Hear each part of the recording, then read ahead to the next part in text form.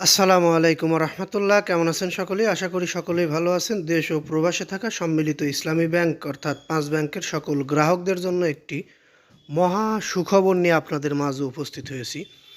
সম্মিলিত ইসলামী ব্যাংকের গ্রাহকরা প্রথম ধাপের 2 লক্ষ টাকা এখন পর্যন্ত কারা পাননি, দয়া করে কমেন্ট বক্সে জানিয়ে যাবেন। আমরা আশা করছি সবাই তাদের প্রথম ধাপের 2 লক্ষ, আর যাদের 2 লক্ষ টাকার নিচে আমানত ছিল তারা তাদের পুরো টাকা পেয়েছেন। এর মধ্যে অনেকেই আছেন হয়তো আপনারা আপনাদের টাকা তোলেননি। আবার কিছু কিছু ক্ষেত্রে আমরা একটি জিনিস জানতে পেরেছি, সেটি হচ্ছে অভিযোগ। কিছু কিছু ব্যাংক থেকে তাদেরকে পুরো 2 লক্ষ টাকা দেওয়া হয়নি। এরকম কেউ থাকলে অবশ্যই কমেন্ট বক্সে জানিয়ে যাবেন।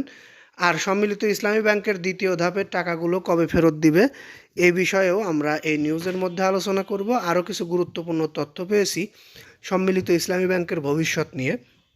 বিশেষ করে সম্মিলিত ইসলামী ব্যাংকের গ্রাহকদের আর হতাশা হওয়ার কিছু নেই, কারণ হতাশ হলে আপনাদের যে বিষয়টি উল্লেখ করার জন্য এখন এসেছি সেটি হচ্ছে সম্মিলিত ইসলামী ব্যাংক থেকে 10,000 কোটি টাকা ঋণ নিচ্ছে সরকার। অর্থাৎ এই সরকারি ব্যাংক থেকেই সরকার ঋণ নিচ্ছে শুধুমাত্র ব্যাংকটিকে ঘুরে দাঁড়াতে সহযোগিতা করার কারণে।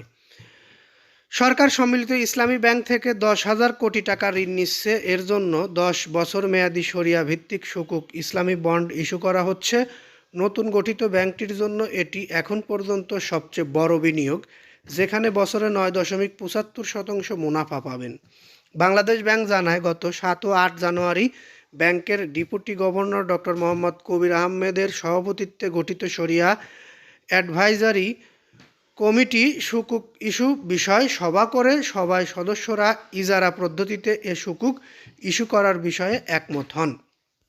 অর্থাৎ একটি ব্যাংক তখনই তাদের অবস্থান দাঁড়াতে পারে যখন ব্যাংকটি ভালো গ্রাহক পায়। সরকারের থেকে ভালো গ্রাহক আর কেউ হতে পারে না, এটা আমরা জানতে পারি বা এটা আমরা জানি। সেই হিসেবে সরকার 10,000 কোটি টাকা ঋণ নিলে প্রতি টাকার যে একটা মুনাফা সেটি পাবে এই টাকাটা 9.75% মুনাফা দিবে। অর্থাৎ 10,000 কোটি টাকার মুনাফা দিয়ে কিন্তু এই ব্যাংকটি মোটামুটি একটু ঘুরে দাঁড়াতে পারবে। এরকম আরও কিছু ঋণ এই সম্মিলিত ইসলামী ব্যাংকে দিতে হবে, সেটা একদম নিয়ম মেনে। আর সম্মিলিত ইসলামী ব্যাংকের গ্রাহকদের আমানতের টাকা ফেরত প্রসঙ্গে যে বিষয়টি আমরা উল্লেখ করেছিলাম, প্রথম ধাপের 2 লক্ষ টাকা এবং দ্বিতীয় ধাপের টাকা আগামী মাস থেকে দেওয়ার কথা রয়েছে। দেখা যাক দ্বিতীয় ধাপের টাকাগুলো কিভাবে পরিশোধ করে ব্যাংকগুলো।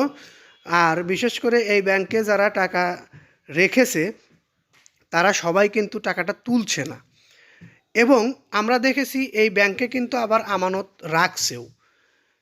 যেমন আমরা প্রথম দিনই দেখেছি প্রায় 40 কোটি টাকা এই ব্যাংকে আমানত রেখেছে। টাকা তুলেছে অনেক বেশি, কিন্তু আমানত কিন্তু পেয়েছে ব্যাংকগুলো 40 কোটি টাকা। এরকম আমরা এখন পর্যন্ত গতকালকের হিসেবটাও পাইনি, বা এখন পর্যন্ত আমাদের হাতে সেই হিসেবটা নেই। আমরা পরবর্তী নিউজে আপনাদেরকে সেগুলো জানানোর চেষ্টা করব। সম্মিলিত ইসলামী ব্যাংক এখন একটি নির্ভরযোগ্য ব্যাংক হিসেবে গড়ে তুলতে সরকারের সহযোগিতায় সরকারি ব্যাংক হিসেবে চলছে। আগামীতে যখন ব্যাংকের শেয়ার বেসরকারি মালিকানায় চলে যাবে তখনকার হিসাব তখন দেখা যাবে। যাই হোক, আমরা এই নিউজটি আর দীর্ঘায়িত করছি না। নিউজটি ভালো লাগলে অবশ্যই লাইক, কমেন্ট, শেয়ার করবেন। বিশেষ করে পরবর্তী নিউজ পেতে চ্যানেলটি সাবস্ক্রাইব করে বেল বাটন অন করে রাখবেন। এই প্রত্যাশা রেখে এখান থেকে বিদায় নিচ্ছি। আসসালামু আলাইকুম।